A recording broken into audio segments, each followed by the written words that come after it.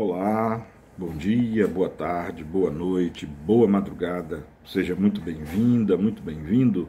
Meu nome é Marcos Vinícius e quero te convidar, como sempre, toda semana, para mais uma aula sobre a obra O Livro dos Médiuns. E hoje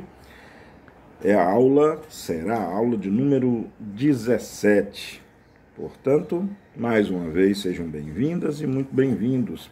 E dando já continuidade, né, estamos no capítulo 4 da primeira parte, capítulo que se intitula Sistemas. E esses sistemas, né, como comentado já nas aulas anteriores, versa, né, é o debate muito interessante que Kardec fomenta acerca das explicações que os detratores, né, aqueles que não acreditam nos fenômenos espíritas, e aí eles ficam atribuindo uma série de fenômenos que Kardec, aliás, uma série de explicações para esses fenômenos, né, desde embuste, truque, loucura, charlatanismo, né, enfim, para tentar explicar aquilo que eles não conseguem compreender.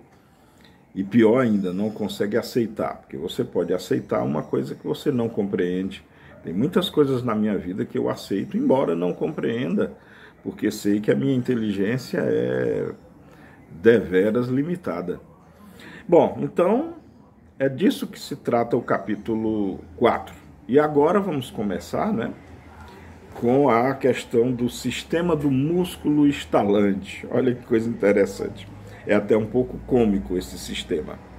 Então, o que seria o sistema do músculo estalante, que é o item de número 41. E a aula que nós estamos começando é a aula de número 17.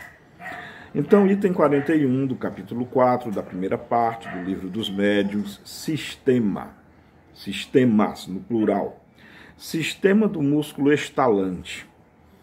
Se assim é para a visão, não poderia ser de outra forma quanto à audição. E quando as pancadas são ouvidas por toda uma assembleia, não se pode razoavelmente atribuí-las a uma ilusão. Descartamos, evidentemente, toda a ideia de fraude e supomos que uma observação atenta constatou que elas não são devidas a nenhuma causa fortuita ou material. É verdade que um sábio médico deu-lhe uma explicação, segundo ele, peremptória, ou seja, decisiva. E aí há uma nota, né, acerca de por quem proveio essa explicação. Foi através do senhor Jobert de Lambert. Para ser justo, é necessário dizer que esta descoberta é devido ao senhor Schiff. O senhor Jobert desenvolveu-lhe as consequências diante da Academia dos Médicos para dar o golpe de misericórdia nos espíritos batedores. Mostrar-se-ão todos os detalhes na Revista Espírita do mês de junho de 1859. Então aqui, você que tem curiosidade e quer aprofundar mais nesse assunto, né? Nesse tema, vá lá na Revista Espírita de junho de 1859, fica aqui a dica. Bom, a causa está aqui, é muito patente a questão dos fenômenos provocados pelos espíritos batedores, né? Aquelas pancadas, podiam ser na mesa, numa cadeira, no móvel, nas paredes, às vezes até no chão, enfim, as pancadas que se ouviam, os estalos, né? Os estalidos, ou estálidos, né? Bom, a causa está, disse ele, né, esse médico, né, que é o senhor Schiff. A causa está, disse ele, nas contrações voluntárias ou involuntárias do tendão do músculo curto perôneo. Esse músculo curto perôneo é um músculo que fica na lateral da perna, de cada perna, e ela é a responsável por mover de maneira aleatória e às vezes até semicircular ou submetida a um ângulo dos pés, né? É o músculo que nos faz poder mover o pé e rotacioná-lo, girá-lo, né? Fazer esse movimento com o pé, embora eu esteja utilizando a mão para demonstrar por razões óbvias, né? A esse respeito, entra nos detalhes anatômicos, os mais completos para demonstrar por qual mecanismo esse tendão pode produzir esses ruídos, imitar as pancadas do tambor e mesmo executar áreas rimadas, donde ele conclui que aqueles que creem ouvir pancadas em uma mesa são vítimas de uma mistificação ou de uma ilusão. Então, aqui esse médico, né, o senhor Schiff, de novo, vai lá na Revista Espírita de junho de 1859, que tem muito mais detalhes acerca disso. Então, segundo o senhor Schiff, essas pancadas, que aliás, ouve-se a pancada direta na mesa ou na superfície que o espírito está se utilizando, mas esse médico acha que é um estalo do músculo. Interessante que o músculo, né, se fosse um estalido do osso, né? Vou ver se eu consigo assim. Todo mundo já fez isso, né? Vocês ouviram, né? Mas são os ossinhos, né, das falanges das mãos. Com os ossos ficariam até mais claro de se verificar isso. Mas pode ser também os ossos tensionando os tendões, nervos e provoca esse barulhinho que eu acho que deve ter dado para que vocês tenham ouvido, né, quando eu fiz esse movimento aqui. O mesmo ele argumenta que pode ser feito com o músculo curto perôneo, né? Bom, é ridículo mesmo. Bom, o fato não é novo em si mesmo. Infelizmente, para o autor dessa pretensa descoberta, sua teoria não explica todos os casos. Dizemos primeiro que aqueles que gozam de singular faculdade de fazer estalar à vontade seu músculo curto perôneo, e aqui é interessante porque nem todos conseguem, digamos assim, manusear o músculo curto perôneo à vontade. Nem todos, mas aqui Kardec está lembrando. Os que conseguem, né, à vontade, utilizar, né, fazer estalar o seu músculo perôneo ou qualquer outro, né, e aí Kardec aproveita, já abrange, né, ou qualquer outro, e de tocar áreas por esse meio. Áreas é uma parte da música, né, na música clássica.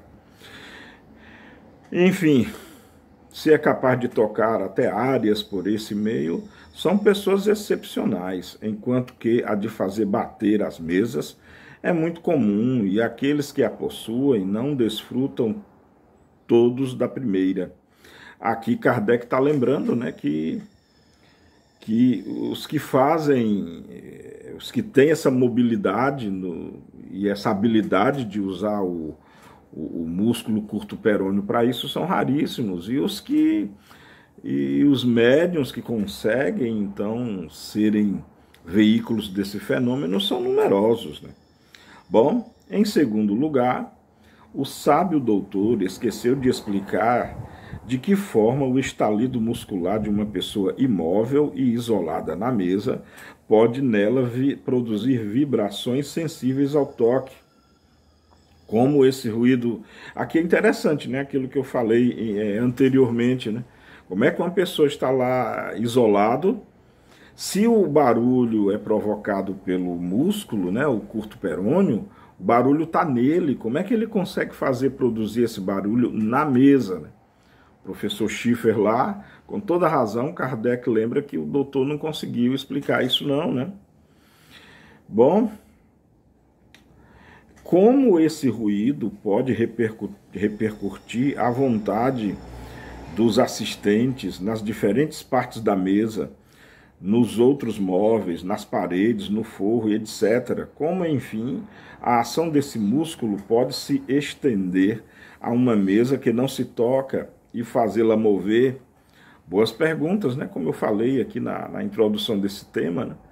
Como é que o barulho produzido, digamos assim, por um estalido do músculo, do tendão, do nervo, que seja até pelos ossos, Como ele consegue fazer esse barulho, né, esse estalido, esse estalo repercutir numa mesa que está a metros de distância, né, e sem ninguém lá na mesa? Estranho, né? Bom, essa explicação, de resto, se fosse uma, não infirmaria senão os fenômenos das pancadas, não podendo referir-se a todos os outros modos de comunicação. E aqui Kardec lembrando que se esse sistema tivesse lógica e se ele fosse utilizado para realmente refutar as pancadas, né, as batidas, ele só refutaria esse fenômeno, não refutaria todos os outros modos e meios de comunicação, né? Como a psicofonia, a psicografia e uma série de outros fenômenos mediúnicos, né? Concluímos que ele julgou sem ter visto, ou sem ter visto tudo e bem visto. É aquela preconcepção, é o preconceito. Você formar uma opinião, você adotar uma explicação sem ter acompanhado diretamente, sem ter feito um trabalho científico, né, de coleta de informações. E é essa, eu costumo chamar muita atenção pelo fato de Kardec ter usado o método científico, observação à exaustão, coleta dos dados, análise dos dados, cruzamentos dos dados, mais observações, mais coletas de dados, estabelecimento de hipótese, teste das hipóteses, abandonar a hipótese que não se adequa aos dados e continuar averiguando, né? Isso é o método científico que foi utilizado por Kardec. É sempre lamentável que homens de ciência se apressem em dar sobre o que não conhecem explicações que os fatos podem desmentir. Seu próprio saber deveria torná-los tanto mais circunspectos em seus julgamentos, ou seja, centrados em seus julgamentos, quanto mais recuam para eles os limites do desconhecido. Ou seja, Kardec lembra de uma forma um tanto quanto filosófica, né, que quanto mais um cientista, né, uma pessoa de um homem ou mulher de ciência que vai pesquisando um fenômeno científico, mais ele ou ela deveria deter-se naqueles fatos, deveria estudar mais, pesquisar mais, averiguar mais, né? Muito interessante. Bom, então esse é o sistema, ou foi o sistema do músculo estalante. Espero que tenha ficado bem claro. Claro que é uma basófia, né? É algo que não faz sentido. Bom, depois Kardec chama a atenção no item 42 para os sistemas das causas físicas. Sistemas das causas físicas. Aqui saímos do sistema da negação absoluta. Muito interessante, né? Até o item anterior, né? Até o item dos estalos dos músculos, né? Eram os negadores absolutos. Aqui, né? Aqui próprio Kardec afirma. Aqui saímos do sistema da negação absoluta. A realidade dos fenômenos estando averiguada, o primeiro pensamento que veio naturalmente ao espírito daqueles que os reconheceram foi o de atribuir os movimentos ao magnetismo, à eletricidade ou à ação de um fluido qualquer, em uma palavra, a uma causa toda física e material. Aqui é interessante, né? Aqui, esse sistema, ele tem o seguinte ponto de vista. Não é um embuste, não é uma fraude, não é loucura, o fenômeno é autêntico, o fenômeno que aconteceu é autêntico, só não tem nada de espiritual, não tem nada que ver com alguma inteligência secundária ou terciária. O fenômeno é físico, provocado por fatores físicos, provocados por fenômenos elétricos, magnéticos, fenômenos de compressão, fenômenos de pressão, ou seja, fenômenos ao alcance do meio no qual o evento foi estabelecido, né? Muito interessante. Essa opinião não teria nada de irracional e teria prevalecido se o fenômeno tivesse se limitado aos efeitos puramente mecânicos. Muito interessante. Quando os fenômenos são puramente mecânicos, as leis da mecânica, né, que é a parte da física que estuda o movimento, daria conta do recado de explicar, né? Mas Kardec lembra que os fenômenos mediúnicos, medianímicos, mediúnicos, eles não são unicamente mecânicos, né? E Kardec continua: uma circunstância parecida, uma circunstância parecia mesmo corroborá-la, era em certos casos o aumento da força em razão do número de pessoas. Cada uma delas, assim, poderia ser considerada como um dos elementos de uma pilha elétrica humana. Lembrem que lá quando estávamos estudando os fenômenos das mesas dançantes ou mesas girantes, que realmente havia o concurso do magnetismo humano, do magnetismo espiritual, onde 2, 3 ou 4 pessoas ficavam em volta de uma mesa e se colocava a mão à mesa, e verificou-se que se se aumentasse o número de pessoas com as mãos por sobre a mesa, o fenômeno ocorreria de maneira mais rápida e com maior potência. E assim, claro, realmente estaríamos nos referindo ao fenômeno do magnetismo humano. Mas Kardec está lembrando que, se o fenômeno fosse puramente mecânico, explicaria realmente essas circunstâncias. O que caracteriza ou caracterizaria uma teoria verdadeira. Já o dissemos, Kardec continua, é poder explicar tudo. Mas que se um só fato vem contradizê-la, é porque é falsa, incompleta ou muito absoluta. Kardec lembrando, né? O método científico nos convida a averiguar uma gama muito grande, uma panaceia enorme de tipos de fenômenos, e que precisamos nos deter neles, né? Em todo o universo de validade, não circunscrever ou sermos circunscritos a um só tipo de fenômeno. Ora, foi o que não tardou a ocorrer aqui. Esses movimentos e esses golpes deram sinais inteligentes, obedecendo à vontade e respondendo ao pensamento. Deviam ter, pois, uma causa inteligente. A primeira pista de que o fenômeno não era meramente mecânico. A batida em si, se fosse aleatório, o girar das cadeiras, das mesas, se fosse aleatório, tudo bem. Mas à medida em que tanto a forma, a angulação do giro, tanto o número de batidas e a forma de batida, quando ela obedecia a uma harmonia, obedecia a uma sequência lógica, obedecia a um padrão do tipo uma batida ou um estalo, digamos assim. Uma batida seria correspondente a não, 2 batidas correspondente a sim. E dessa forma tipológica, né? A mesa ia respondendo a muitos questionamentos, e aí ficou patente que não era só a mesa, não era meramente um fenômeno mecânico, havia por necessário a existência de uma inteligência, ou melhor dizendo, de uma consciência por trás desse fenômeno, né? Bom, desde que o efeito cessou de ser puramente físico, a causa, por isso mesmo, deveria ter uma outra fonte.